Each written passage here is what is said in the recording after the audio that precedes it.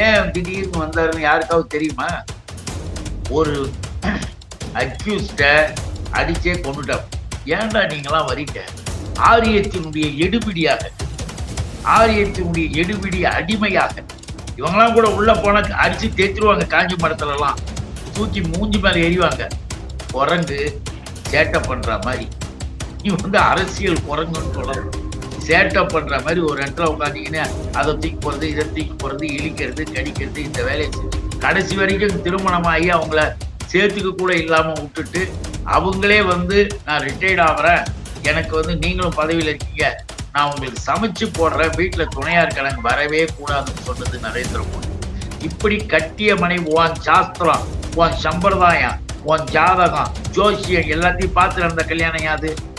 எதிர்கட்சி தலைவர் அவர் பேசியிருக்காருன்னா, இவரு முதல்வர் ஸ்பெயினுக்கு போகணும்னு முதலீடு பண்ணதான் அவருக்கு உண்மையிலேயே உலகம் முதலீடு ஈர்க்கணும்ன்ற எண்ணத்துல அவருக்கு இருந்திருந்ததுன்னா, உலக முதலீட்டாளர்கள் மாநாடு நடத்தும் போது அந்த ஸ்பெயின்ல இருக்கக்கூடிய நிறுவனங்களை கூப்பிட்டு வச்சு நடத்திருக்கலாம்ல.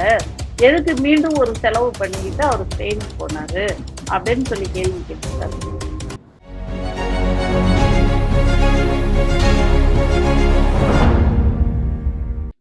திராவிட பேச்சரங்க நேயர்களுக்கு அன்பு வணக்கம். இன்று நம்முடன் நேர்காணலில் இணைந்திருப்பது திராவிட முன்னேற்ற கழகத்திலிருந்து தேர்தல் பணிக்குழு செயலாளரும் முன்னாள் சட்டமன்ற உறுப்பினருமாகிய அண்ணன் இள புகழேந்தி அவர்கள். அண்ணா வணக்கங்கண்ணா. அனைவருக்கும் வணக்கம். கேளுங்க.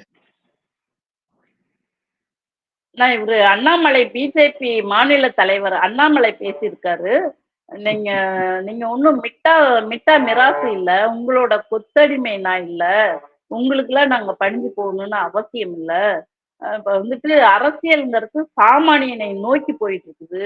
திமுக தலைவர்கள்லாம் இன்னும் மிட்டா மிராசு போலவும் சாதிய நோக்கத்தோடும் கண்ணோட்டத்தோடையும் இருக்கிறாங்க என்பதற்கு இதுதான் அடையாளம், உதாரணம்னு சொல்லிட்டு அண்ணன் TR பாலு அவர்களை நோக்கி பேசியிருக்காரு. மிட்டா மிராசு தோற்றத்துல பேசுறாரு அப்படின்ட்டு பேசியிருக்காரு. அரசியல் அனுபவம் என்பது திறமையை நோக்கித்தான் இருக்குதே ஒழிய அனுபவத்தை நோக்கி இல்ல, திறமை இருக்குதான்னு தான் பார்க்கணும். எதிர்காலத்துல அவர் அரசியலை விட்டு அகற்றப்பட வேண்டிய சூழ்நிலை வரும்னு சொல்லிட்டு பேசியிருக்காரு. அது குறித்து உங்க கருத்து என்னன்னு சொல்லுங்க. அதாவது 420 மலைன்னு நான் சொல்றது, 420 மலை தான் அண்ணாமலை. நான் ஏன் 420 மலைன்னு சொல்றேன்னா, தொடர்ந்து எதுவுமே தெரியாமல், அரசியல் என்பதே புரியாமல், பொது வாழ்க்கைக்கே தொடர்பு இல்லாம திடீர்னு இந்த பாசிஸ்டுகளுக்கு சில பேர் கிடைப்பாங்க. அந்த மாதிரி இந்த பாஜக பாசிசம் என்ன பண்ணிச்சு, கர்நாடக மாநிலத்துல IPS அதிகாரியா இருக்கும் பொழுது இந்த 420 மலை என்ன பண்ண தெரியுமில்ல? ஏன் திடீர்னு வந்தாருன்னு யாருக்காவது தெரியுமா? ஒரு அக்யூஸ்ட அடிச்சே கொண்டுட்டார். That murder case is pending. இன்னைக்கும் பெண்டிங் இருக்கு. அண்ணாமலை கம்பி என்றதுக்கு நீ தயாரா இரு. என்ன பண்ணான்னு தெரியுமா? அந்த 420 தேவையில்லாமல் தன்னுடைய வேகத்தையும் ஆத்திரத்தையும் கோபத்தையும் காட்டி எல்லாரையும் சேர்த்து வச்சுன்னு அடிச்சான். அந்த ஆள் செத்தான். செத்த உடனே கேஸ் இருக்கு. இந்த கேஸ் இருக்கும் பொழுது பதவியை ராஜினாமா செய்ய வேண்டிய நிலைமை. அந்த போஸ்டர் ராஜினாமா பண்ணிட்டு உடனே ஜம்ப் பண்ணி எங்க போவாங்க? அக்யூஸ்ட் எல்லாம் எங்க போவாங்க? மர்டர் கேஸ் பண்றவங்க, மர்டர் எல்லாம் எங்க போவான்? பிஜேபிக்கு போவான்.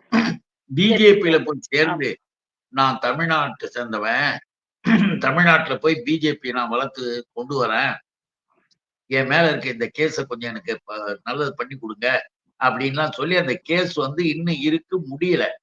ஆனா இந்த ஆளுக்கு உடனே பதவி கொடுத்து இங்க வந்த உடனே திமுகவை நோக்கி நீ தினசரி ஏதாவது பேசணும். எதை வேணாலும் பேசு, யாரு மேல வேணாலும் பேசு, அதுதான் உனக்கு நாங்க கொடுத்துருக்கிற டியூட்டின்னு அவன் கூட இந்த ஆள் அங்கேயே வந்த உடனே என்ன பண்ணான் தெரியுமா? நான் உண்மையிலேயே வருத்தப்படுறேன். யாரை பார்த்து யார் கேள்வி கேட்கறது? அண்ணன் TR பாலுன்னா யாரு? அவருடைய வரலாறு என்ன? அவருடைய பொதுப்பணிகள் என்ன? அவரு நாடாளுமன்றத்திற்கு மக்களால் தொடர்ந்து தேர்ந்தெடுக்கப்படுறவர். இந்த மாதிரி யூஸ்லெஸ் கிரிமினல் அண்ணாமலை போன்றவர்களுக்கெல்லாம் அவரை பார்க்கறதுக்கான தகுதி கூட கிடையாது. எதுக்காக சொல்றேன்னா, அண்ணாமலை அங்கேருந்து இங்க வந்துட்டு சென்னையில் கஞ்சா பெருகி விட்டதுன்னு ஒரு அறிக்கை கொடுக்குறாரு. இந்த மாதிரி இந்த அறிக்கை கொடுக்கறதுக்காக நான் சொல்றேன். கஞ்சா பெருகி விட்டதுன்னாரு. அதுக்கு முதல் நாள் தான் வட சென்னையில அஞ்சலை என்கின்ற ஒரு கஞ்சா வியாபாரியை வட சென்னை மாவட்ட மகளிர் பாஜக அணிக்கு செயலாளர் ஆக்குறாரு. நல்லா பாத்துக்க. பல கஞ்சா வழக்குல கேஸ்ல உள்ள போயிட்டு வந்த அஞ்சலைய மாவட்ட மகளிர் அணி அமைப்பாளராம் வட சென்னைக்கு அறிவிச்சது மிஸ்டர் அண்ணாமலை. மறுநாள் உடனே அறிக்கை, கஞ்சா எங்கும் பெருகிவிட்டது, கஞ்சாவை ஒழிக்க ஏன் இந்த அரசு நடவடிக்கை எடுக்கவில்லை? இந்த மாதிரி எதையுமே தப்பும் தவறுமாக வேணுனே செய்யக்கூடிய திமிர் பிடிச்ச ஒரு கிரிமினல் பேர் வழி. இன்னும் கூட உங்களுக்கு சொல்லணும்னா, பெருமைக்கு ஆட்டம் போடுறவன் போன வருஷத்துக்கு முந்தி திண்டிவனத்துக்கு போய் ஒரு 10-15 பேருக்கு அவங்க பிஜேபி காவிகள் கல்யாணம் ஏற்பாடு ஒரு போய் கல்யாணம் நடத்தி வச்சார். 10-15 பேருக்கு. இதுக்கெல்லாம் ஆதாரம் இருக்கு, சும்மா கிடையாது. அண்ணனை பற்றி பேசுவதற்கு கொஞ்சம் கூட அருகதை இல்லாதவன் அப்படின்றதுக்காக நான் சொல்றேன். எனக்கு உண்மையிலேயே ரொம்ப கோபம் வந்துடுச்சு அவரை போய் இந்த பைய பேசுறது. அந்த 10 பேர் 15 பேருக்கு கல்யாணம் பண்ணி வச்சான்ல, என்ன வேடிக்கை தெரியுமா? மறுநாளே செய்தி, அதில் 4 தம்பதிகள் ஏற்கனவே கல்யாணம் ஆனோம், யோகிதை.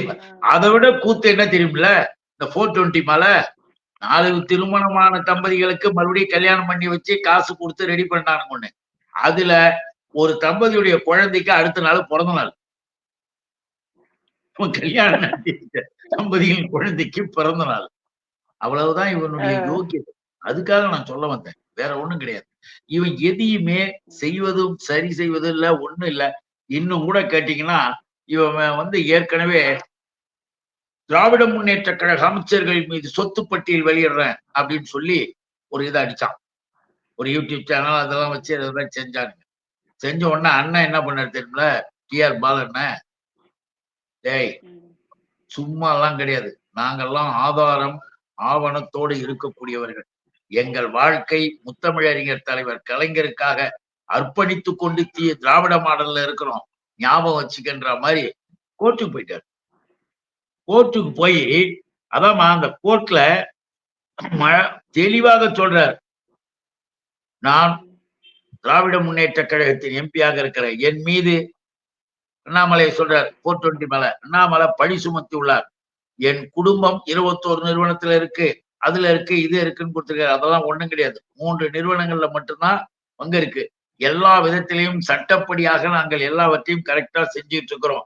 இப்படி இருக்கின்ற பொழுது பொய்யான குற்றச்சாட்டை சொல்லியிருக்கிற இந்த 420 அண்ணாமலையின் மீது கிரிமினல் அவதூறு சட்டப்படி நடவடிக்கை எடுக்க வேண்டும்னு வாக்குமூலம் கொடுத்துட்டு வந்தாரு. இவன் மேல அதெல்லாம் வருது. ஏற்கனவே கர்நாடகத்துல ஒரு மர்டர் கேஸ் ஒண்ணு பெண்டிங்கு. இப்ப இந்த மாதிரி அண்ணனே இங்க இது பண்ணி கொடுத்தாரு. அதை விட இன்னொன்னு பண்ணாம பாரு இவன் கூத்து. எதுக்காக சொன்னா, ஏன்டா நீங்களாம் வரீங்க ஆரியத்தினுடைய எடுபிடியாக, ஆரியத்தினுடைய எடுபிடி அடிமையாக. இவங்கெல்லாம் கூட உள்ள போன அடிச்சு தேய்ச்சிருவாங்க, காஞ்சி மரத்துல எல்லாம் தூக்கி மூஞ்சி மேல எறிவாங்க. தமிழிசை மேல ஒரு சால்வை தூக்கி போடல, ஏன்னா அந்த சால்வை அந்த அம்மா கைப்பட்டு இவன் கைப்பட்டா ரெண்டுத்துக்கும் கனெக்ஷன் ஆகி தீட்டாயிடுமா, அதனால தூக்கி அப்படி போட்டுறது. அதை விட எல்போர் முருகன் இப்ப ரொம்ப குதிக்கிறாரு, சனாதனத்துக்கு வக்காலத்து வாங்குற இந்த காசுக்காகவும் விளம்பரம் பணத்துக்காகவும் பதவிக்காகவும் அலைகிறவனுங்க வெளியில தனியாக நிக்க வச்சுட்டு வேடிக்கை பார்த்தானுங்க, உட்கார கூட கூடாதான். இப்படிப்பட்ட அந்த சனாதனிகளை ஆதரித்துக்கிட்டு இருக்கிற இந்த கூட்டம், இந்த நபர், இந்த அண்ணாமலை என்ன பண்ணாரு தெரியும்ல, குமரி மாவட்டத்துல தக்கலை பக்கத்துல ஒரு கோயில், அந்த கோயில்ல ஒரு தேர் இழுக்கிறாங்க, எல்லா மக்களும் இழுக்கிறாங்க. அப்ப நம்ம மனோ இருக்காரு, அமைச்சர், என்னுடைய அன்பு தம்பி சகோதரர் மனோ தங்கராஜ். அவரு அங்க இருக்கிற மக்கள் எல்லாம் ஒன்று கூடி எல்லாரும் இழுக்கும்பொழுது அவர் எந்த விதமான மத நல்லிணக்கமுடையவர், அதை புரிஞ்சு, மத நல்லிணக்கமுடையவர். அவரும் போயிட்டு அவங்க எல்லாம் கூப்பிட்டாங்கன்னா அவரும் அந்த தேரை இப்படி இழுத்துக்கிட்டு இப்படி வந்துட்டார். அத எல்லா மக்களும் கைத்தட்டி வரவேற்று, எந்த சமயத்தை சேர்ந்தவர்களா இருந்தாலும் பெருமையோடு, எங்க ஊர்ல ஒரு விழா நடக்குதுன்னா எல்லாரும் நாங்க இருக்கிறோம்னு அவங்க அதை பெருமைப்பட்டாங்க. ஆனா அப்ப ஒரு அறிக்கையை கொடுக்குறது யாரு? 420 மேலதான் இந்த அண்ணாமலை. என்ன அறிக்கை தெரியுமா? அடே அப்பா, சனாதனத்தை மதிக்காமல், வர்ணாசிரம சாஸ்திர சம்பிரதாயத்தை மதிக்காமல் இப்படி போய் ஒரு அமைச்சர் பிடித்து இழுப்பது என்பது நியாயம்தானா? இதை ஏற்றுக்கொள்ள முடியுமா? அவர் மீது உடனடியாக நடவடிக்கை எடுக்க வேண்டும். அறநிலையத்துறையினுடைய விதிகளில் மீறி இருக்கிறார். அறநிலையத்துறை ஏன் இப்படி இருக்கிறது இப்படின்னு அறிக்கை கொடுத்தவன் இந்த ஆளு. அப்போ எப்படி பிரெயின் வாஷ் பண்ணிருக்காங்க பாரு. எப்படிப்பட்ட வாழ்க்கை நிலையை எப்படிப்பட்ட நிலையில இருக்கிறாருன்றதுக்காக நான் சொன்னேன். வேற ஒண்ணும் இல்ல. இன்னும் கூட நீங்க பாத்தீங்கன்னா மிக மோசமாக இவருடைய அடுத்த கட்ட இதெல்லாம் பாத்தீங்கன்னா வேடிக்கையான ஒரு இது. அது குமரியில தக்கலைமா, தக்கலையில குமர கோயில் தேரோட்டம். அதே போல அப்பதான் அண்ணன் டி.ஆர். பாலு இவனுக்கெல்லாம் இந்த மாதிரி எல்லாம் பண்ண உடனே ஏற்கனவே அவர்கிட்ட இவன் விளையாடித்தான் ஒரு கேஸ் ஒண்ணு டெபமேஷன் கேஸுக்கு இது பண்ணிருக்காரு, வாக்குமூலம் கொடுத்திருக்காரு. இந்த வேலையை செஞ்ச உடனே கோபம் வருது பாருங்க. திராவிட மாடல் அதான் இயக்கம். அவருடைய இது பாருங்க, இந்தியாவை வழிநடத்துவது இந்திய அரசியலமைப்பு சட்டம் தானே தவிர சனாதனம் அல்ல. சனாதன தர்மம் என்று சொல்லிக் கொண்டிருக்கிறீர்களே அதுவல்ல. அரசியலமைப்பு சட்டம் தான் இந்தியாவை வழிநடத்துகிறது. அது மட்டுமல்ல, இங்கே நடைபெறுவது மனு தர்ம ஆட்சி அல்ல, மக்கள் ஆட்சி. இதை முதலில் நீ புரிந்து கொள்ள வேண்டும். எல்லாருக்கும் ஒட்டுமொத்தமா சொன்னாரு. அண்ணன் டி.ஆர். பாலு தான் அந்த அறிக்கையை விட்டார். அப்போ தொடர்ந்து இந்த சனாதனி, இந்த அடிமை, எந்த விதத்திலேயும் தகுதியோ தரமோ இல்லாதவன் இந்த தமிழ்நாட்டிற்கு கொண்டு வருகின்ற பொழுதே அங்க ஒரு மர்டர் கேஸ்ல ரிசைன் பண்ணி பிஜேபியில உன்னை காப்பாத்துறோம்னு சொல்லி கோடிக்கணக்கில் பணத்தை நீ செலவு பண்ணுன்னு சொல்லி விட்டு தமிழ்நாட்டில் கொண்டாந்து குழப்பத்தை விளைவிக்க விட்டவர் தான் இந்த 420 மலைன்றது. இந்த அண்ணாமலையினுடைய செயல்கள் இப்படி இருக்கும்போது ஒரு நாளைக்கு ஒருத்தர் திட்டணும். நம்முடைய தலைவரை, நம்முடைய இயக்கத்தை, நம்முடைய மாபெரும் தலைவர்களை பத்தி எல்லாம் இவன் பேசிட்டு இருக்கானா என்ன தெரியுமா? ஒரு இடத்துல உக்காந்துக்கிட்டு குரங்கு சேட்டை பண்ற மாதிரி, நீ அரசியல் குரங்குன்னு சொல்லலாம். சேட்டை பண்ற மாதிரி ஒரு இடத்துல உட்காந்தீங்கன்னா அதை தூக்கி போறது, இதை தூக்கி போறது, இழிக்கிறது, கடிக்கிறது, இந்த வேலையை செஞ்சுக்கிட்டு இருக்கிற. கர்நாடக மாநிலத்துல இப்பவே பிஜேபிக்கு சமாதி கட்டியாச்சு, தூக்கி ஏத்தியாச்சு. வெகு விரைவில் அந்த மர்டர் கேஸும் வரப்போகுது. இந்த ஆளு தமிழ்நாட்டுல வந்ததுக்கு பிறகு ஒண்ணு செஞ்சது என்ன தெரியுமா? எப்படி அஞ்சலைன்ற கஞ்சா வியாபாரிக்கு அந்த பதவி கொடுத்தாரோ அதே மாதிரி தமிழ்நாட்டில் இருக்கக்கூடிய காவல் நிலையங்களில் இருக்கக்கூடிய ரவுடிகள் லிஸ்ட், கேடிகள் லிஸ்ட் எல்லாத்தையும் எடுத்து அதில் இருக்கக்கூடியவர்கள் வீட்டுக்கு தொடர்பு கொண்டு மாசம் இவ்வளவு பணம் கொடுக்குறேன்னு சொல்லி பிஜேபியில பதவி கொடுத்து கலவரங்களை செய்ய வேண்டும். ஆங்காங்கு எல்லா விதத்திலும் குழப்பங்களை செய்து மிகப்பெரிய ரணகலத்தை செய்யணும்னு பிளான் பண்ணியிருக்காராம் இந்த அண்ணாமலை. ஆனா இந்த அண்ணாமலைக்கு நாம ஒண்ணு சொல்லிக்கிறோம், தமிழ்நாட்டுல இதெல்லாம் எடுபடாது. நீ தலைகீழா நின்னாலும் இங்க ஒண்ணு வேலைக்காவது. விரைவில் உன் கட்சியே இந்தியாவிலிருந்து விரட்டப்படும். நீ எங்க இருக்க போறன்னா கம்பி எண்ண போற. உனக்கு வழக்குகள் காத்து கொண்டிருக்கு. வாயை மூடிக்கிட்டு ஒழுங்கா அரசியல் பண்ணு, ஆரோக்கியமான அரசியலுக்கு வா. எங்க தலைவர் பிரைம் மினிஸ்டர் மோடி ஊழல் செய்தாரா அப்படின்னு கேளு. ரஃபேல் போர் விமானம் 560 கோடிக்கு காங்கிரஸ் கவர்மெண்ட்ல ஒப்பந்தம் போட்டது 2 மாசத்துல 1500 கோடி எப்படிலாம் ஆச்சுன்னு நாங்க கேட்போம்.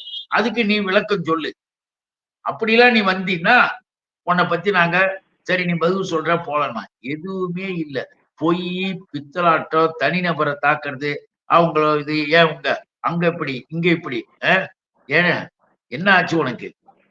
பாவம் யசோதா பெண், அந்த அம்மா கேட்டா உன்னை அவங்களே கையை தூக்கி நம்ம 4 அறை கொடுப்பாங்க. யசோதா பெண் என்ற ஆசிரியர் அந்த அம்மாவுடைய வாழ்க்கையை நாசமாக்கியது உன் தலைவன் மோடி.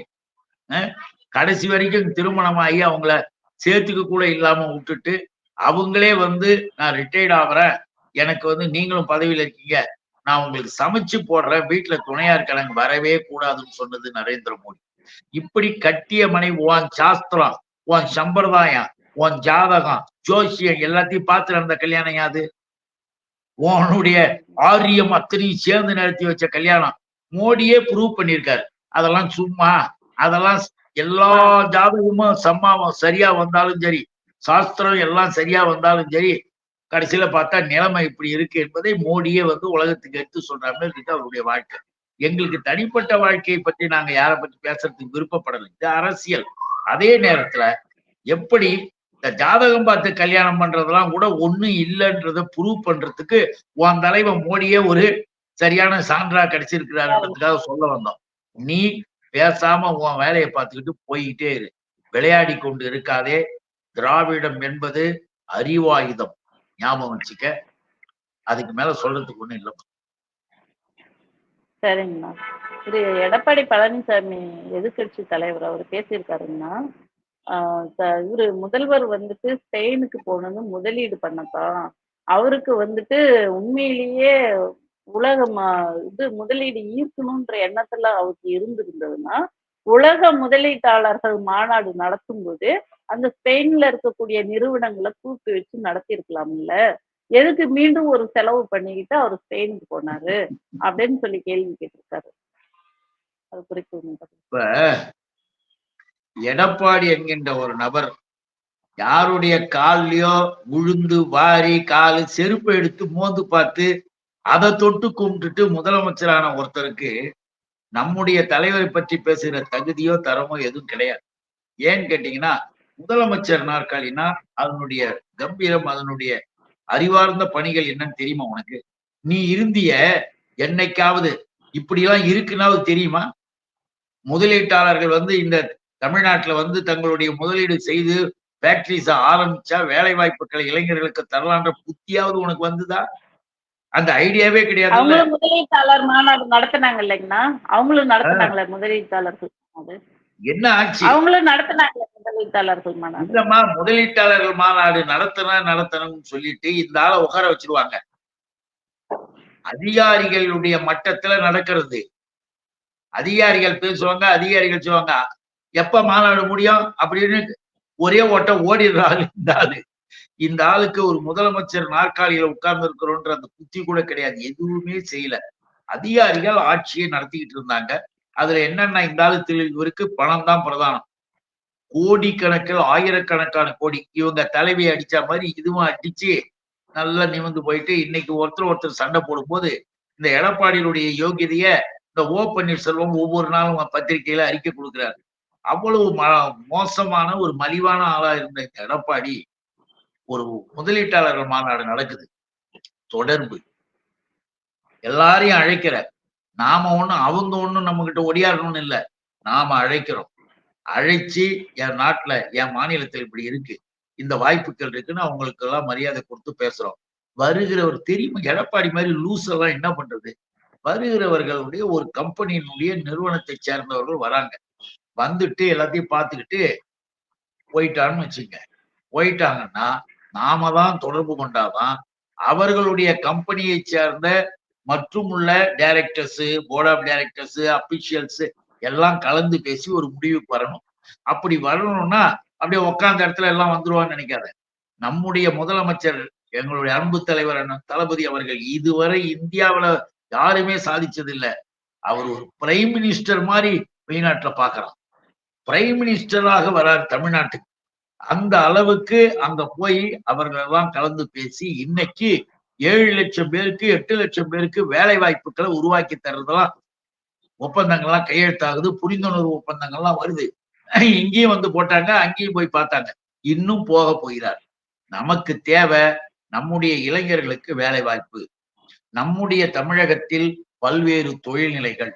இது தேவைன்னா ஒருவர் போய்த்தான் ஆகணும், கூப்பிட்டு தான் ஆகணும். நான் போக முடியாது. நான் உட்கார்ந்த இடத்துல நான் பாத்துக்குவேன். அது உன் வீட்டுல வச்சுக்க, நாட்டுல வச்சுக்காத. தனி வாழ்க்கையில எப்படி வேணா திமிரு காட்டு. பொது வாழ்க்கையில எல்லோருக்கும் எல்லாமும் அனைவருக்கும் அனைத்தும் என்கின்ற திராவிட மாடலை முதல்ல நினைச்சு பார்க்கணும். நாம பண்போடு இருக்கிறாரு அப்படின்னா போயிட்டு தான் வரணும், கூப்பிட்டு தான் வரணும். அதுதான் செஞ்சிருக்கிறார்.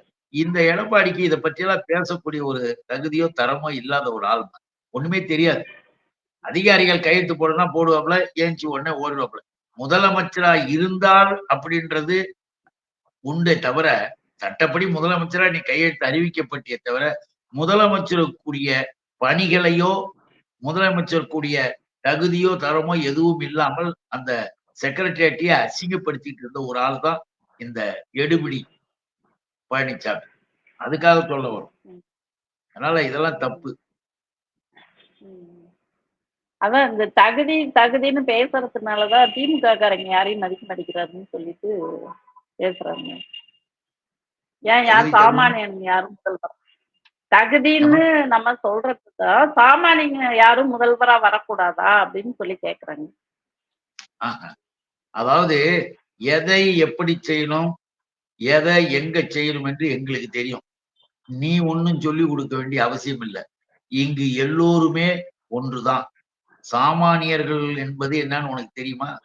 திராவிட இயக்கத்தினுடைய அடிப்படை என்னன்னு தெரியுமா?